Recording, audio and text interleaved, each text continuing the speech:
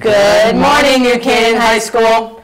I'm Annie Manalia, coming to you live from the NCTV studio. Today is December 8th and a day C. And I'm Don Maitina. Winter's on its way, and with that comes a lot of news. But first, may everyone please stand for the Pledge of Allegiance. I pledge allegiance to the flag of the United States of America and to the republic for which it stands, one nation, under God, indivisible, with liberty and justice for all. Well, NCHS, it's once again time to announce your Students of the Month. For 9th grade, Carissa Bruno and Harrison Graber. For 10th grade, Naomi Semino and John Renda. For 11th grade, NCTV's very own Tommy Saida and Bridget Salamini. And finally, for 12th grade, Spencer Handler and Alex Irvan. Congratulations to all of you. You may have seen a Toys for Tots box at the front of the cafeteria. So Mr. Student of the Month himself, Tommy Saida, went on the scene to tell us why it's there. What's going on, guys? I'm here today to talk about race cars, airplanes, and more importantly, Toys for Tots. StuCo and Charity Link in recent years have already been raising toys and donations for those who can't afford it, but us here at NCTV, we just wanted to add to the final piece of the puzzle. Any student or teacher who wishes to donate for Toys for Tots, just come on up during whatever lunch you have, drop it into the box, and you will be able to vote for one of 16 teachers that would do their very own morning announcements. They will take over the main spots, the weather, and the sports for an upcoming future broadcast. So, don't be a Grinch this holiday season. Just come on up, donate just one toy, and I promise it's going to be worth it. For NCTV, this has been Tommy Saida. Thank you very much, Tommy. The first orchestra concert of the year was this past Tuesday, kicking off a line of musical performances which will take place in the next few weeks. Mr. Fix conducted both the high schoolers and the 8th graders from Saks in a show like no other. NCTV will be covering all of them, but if you're looking to attend the next two, the choir is having their show next week, while the band is having theirs the week after. Speaking of choir, the grapefruit truck has finally arrived. For those who already placed orders, you can pick up your grapefruits from the choir room at any time. But if you forgot to place an order, it's not too late. There are 40 boxes left for $24 each, so make sure to ask a choir member, stop by the choir room, or email Miss Gleason. Grapefruits will be sold until December 21st, or as long as they last, so make sure to get your remaining grapefruits today. Attention seniors, the application for the senior internship program is due December 12th. All seniors must use the link sent to their school emails to complete your profile information, which includes choosing categories you're interested in and writing a short essay. If you're self-designing your internships, all forms must be emailed to Ms. Bianco by December 18th. If you have any further questions or simply wish for more information, please contact Ms. Bianco in the main office. The VEX Robotics team went to Massac High School last weekend to compete at the 6th annual qualifying event for the Southern New England Robotics Championship. NCHS did extremely well, taking second place overall out of 45 teams at the competition and got first place in separate skills competitions. Their impressive performance ranks NCHS in the top 200 teams in the world out of over 10,000 teams. On December 16th, now the VEX team travels to Daniel Hand High School to compete in another event. With a good performance, NCHS hopes to soon be able to qualify for the World Championship of Robotics. We caught up with Josh Siegel, president of the Robotics Club, who talked about being on the team. Well, at last weekend's competition, what we did was we really focused on what was really worth a lot of points, and we focused on making that really work well.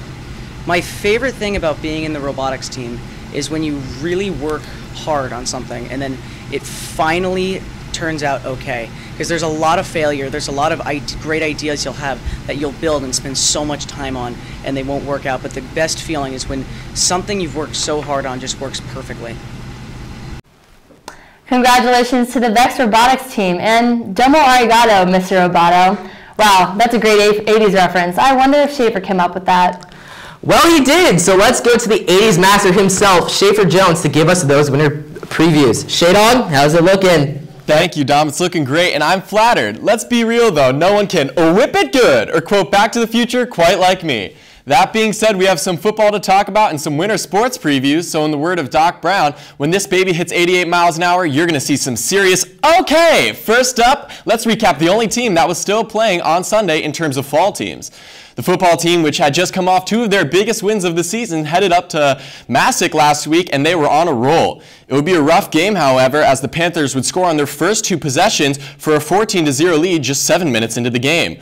Another Massac touchdown in the second and a pick 6 in the third gave Massac a 28-0 lead and would all but end the game. But the loss wasn't without its bright spots, as New Canaan put up some points of its own, as junior Quinton O'Connell caught TD passes of 18 yards and 1 yard from Drew Pine.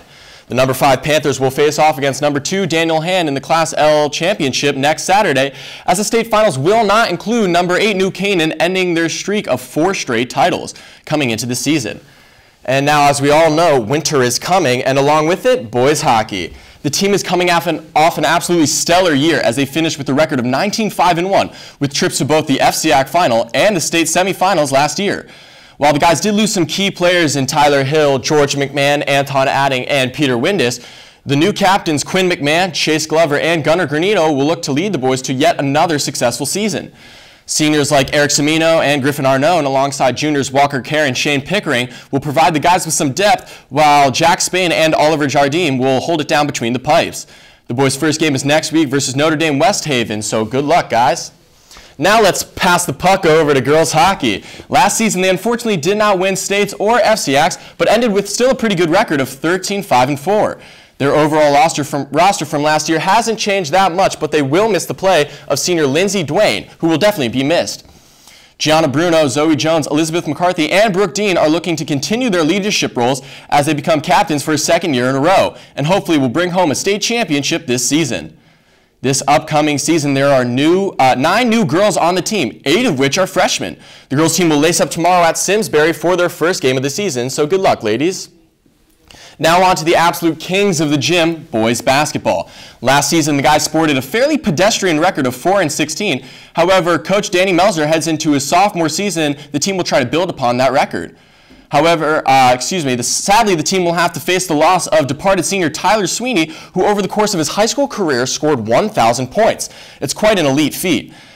This year's captains Jake Sloan, Cam Nelson, and Alex Govan will try to lead the team as best they can. The guys' first game is Friday the 15th at home, so be sure to show up and get rowdy.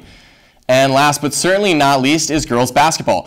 Coming off a 13-17 record last season, yeesh, the girls are ready to turn things around with new coach John Winchester, who is determined to strengthen the team and hopefully qualify for playoffs this time around.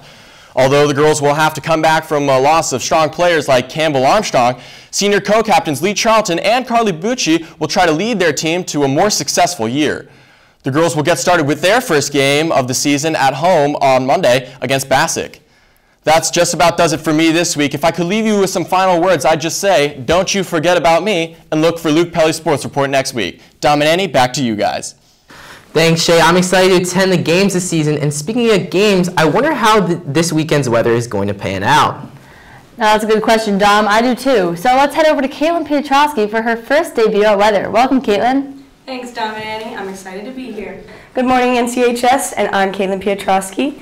Even though it doesn't look like it, or it hasn't felt like winter yet, winter is finally showing its face before the new year. So let's see what Mother Nature has in store for us this weekend. If you love this holiday season like I do, you might be hoping for the tiniest bit of snow for our friend St. Nick. And I think we can officially say there will be snow before New Year's. So let's get right to it, shall we? As you came into school this morning, you probably noticed it was looking pretty nice outside today, despite the cold. As we go throughout the day, the temps will reach upwards of about 42 degrees and get as low as 30 in the afternoon. As of Wednesday, New Canaan would widely miss accumulating snow this weekend, but apparently Mother Nature wanted to mess with every weatherman ever because no one expected this. The only equivalent of snow we thought we'd be seeing anytime soon was the snow in our favorite Hallmark movies. Guess not. Saturday is looking to be fun. Although temps will start in the mid-30s and drop slightly into around 30 at night, we will get around 3 to 5 inches of snow. So if you like the cold, snow, and stuff like that, it looks like it's finally time to get out your snow boots and pants and actually use them. On Sunday, some clouds will move out and leave us with only partly cloudy skies and temperatures reaching upwards of about 40 degrees during the day. But with the night comes the cold, and it will be cold again. Temps will drop to the high 20s at night, so if you haven't turned on your heaters yet for the winter, you probably have hypothermia from Saturday, and those who don't, grab as many blankets as you can and hope for the best because it is going to be a cold night. What a shocker. But good news, Dom and Annie, as we look into next week, temps are going to rise a little and then stay in the 30s the rest of the week. Thanks, Caitlin. Now, before we go, we would like to wish a very happy birthday to Ryan Coyote, Jackson Douglas, Stephanie Murphy, and Caroline Sweeney. If you have any announcements, be sure to email us at nctv78@gmail.com or tweet at us at nctv78 a week before the Friday broadcast. This has been Annie Manalia. And I'm Dom Martino. Make sure to tune in to Channel 78 to watch Beyond the Whistle Episode 2 and Field Hockey vs. East Lyme. We leave you now with a clip from Tuesday's orchestra concert. Have a fine weekend, NCHS.